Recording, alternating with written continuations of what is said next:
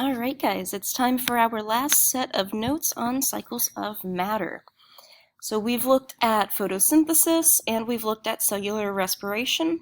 Now we're going to look a little bit at how the two tie together to make the carbon cycle. And we're also going to look at another cycle called the nitrogen cycle. Alright, so our title is Cycles of Matter. The essential question is, how do living systems conserve matter and energy?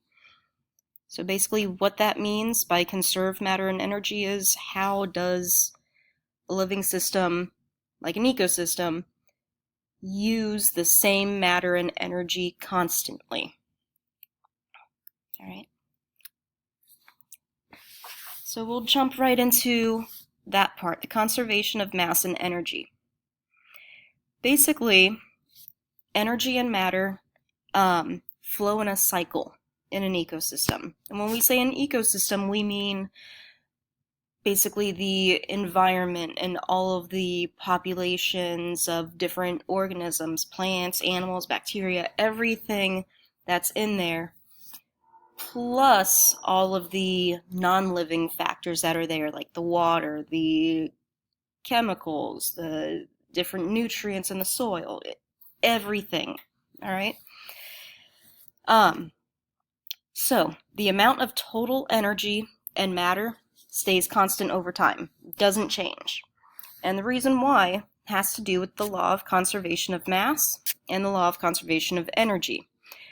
That states that matter is not created and it's not destroyed, but it can be transformed into a different form. So basically the amount of atoms and the amount of energy that's there is what's always there. It just changes into different forms, and organisms can only use it in certain forms. So it needs to be changed. It needs to go through chemical reactions to change it into something different, into a form that can be used. But basically, things don't just appear out of thin air. They have to come from something.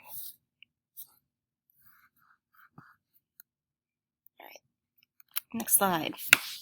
So we're first going to talk about the carbon cycle. Now, carbon is a really important element because it is found in every single living thing. And all of the molecules that make up living things or that are important to living things contain carbon. Now, the carbon cycle is basically photosynthesis and cellular respiration forming a cycle. So basically, carbon compounds in the soil get taken up by plants. Human activities such as combustion, burning things, also releases carbon into the air. So we have carbon all over, in the soil, in the air, in plants and animals. It's everywhere. Now, animals break down sugars, and when they do that, they release carbon dioxide. That's your cellular respiration happening right there.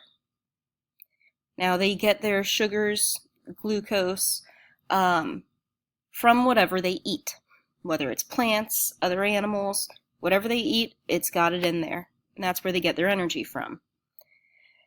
Now, plants, as they go through photosynthesis, they take in carbon dioxide from the air, and they use the carbon from that to make sugar molecules. Again, that's the glucose. That's the plant's food. Now, as a result of photosynthesis, plants produce oxygen. They only need a little bit of it for cellular respiration, and then they release the rest into the air because they don't need it. And then animals take in the oxygen as they breathe, and they use it for cellular respiration. Now, one thing that isn't necessarily covered in photosynthesis or respiration is the decomposers. So when an organism dies, whether it's a plant or an animal or whatever it is, decomposers, things like mushrooms, fungi, different types of bacteria, things like that, they break down that the carbon compounds in whatever it is that's decomposing, and it returns, those decomposers return those carbon compounds to the soil so that plants can take it up for nutrients, and then it also releases carbon dioxide into the air. So this sounds a little bit complicated when we're looking at it step by step, and the reason behind that is because it's not necessarily a step-by-step process, it's a cycle. And you have a picture down at the bottom of the screen, or in the corner, that kind of shows you with the arrows how it's not just a straightforward step-by-step process. And here's another diagram of the carbon cycle. And I would recommend including the diagram in your notes. You don't necessarily have to draw it perfectly or anything like that. But since it is a cycle, it's easier to visualize it when you see it with all of the arrows showing you, this is the direction this goes and this is what happens next. Again, it's a cycle. It's not just a step-by-step process that has a definite beginning and a definite end. It keeps going. All right. Now, oxygen is also involved in here. Sometimes people call the particular steps involving oxygen the oxygen cycle. But basically, like we said on the last slide, plants produce oxygen. That's through photosynthesis. Animals breathe in the oxygen. They use it for respiration. And again, plants do go through respiration as well. It's not just animals.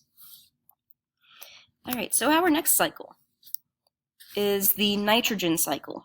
And I apologize, I know there's a lot of writing on this particular set of notes, but we gotta do what we gotta do.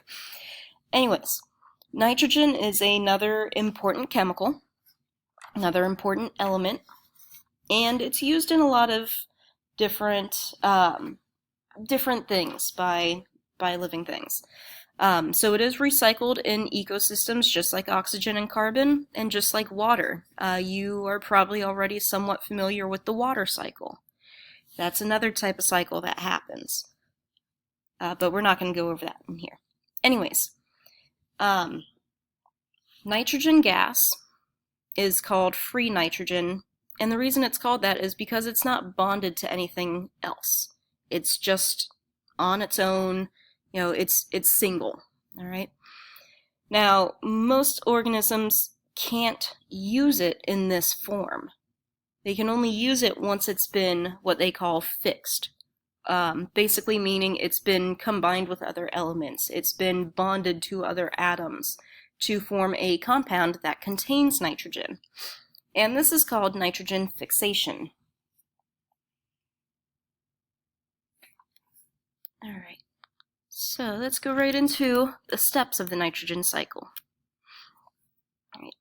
Now, first of all, free nitrogen, again, that's our nitrogen gas that is single, it's not with anything. That makes up about 78% of the air.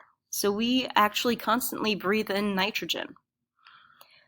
Now, there are some types of bacteria in plant roots that take free nitrogen and they fix it. They go through nitrogen fixation, which turns that free nitrogen into compounds. It takes other atoms from the soil and it makes these compounds with the nitrogen. This gives the soil fixed nitrogen.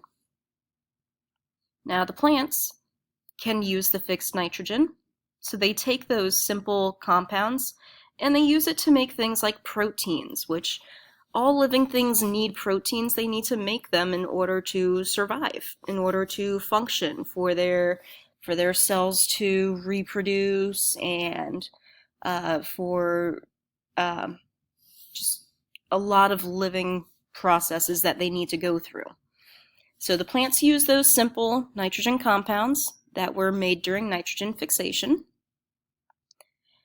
Now, animals eat the nitrogen compounds in plants.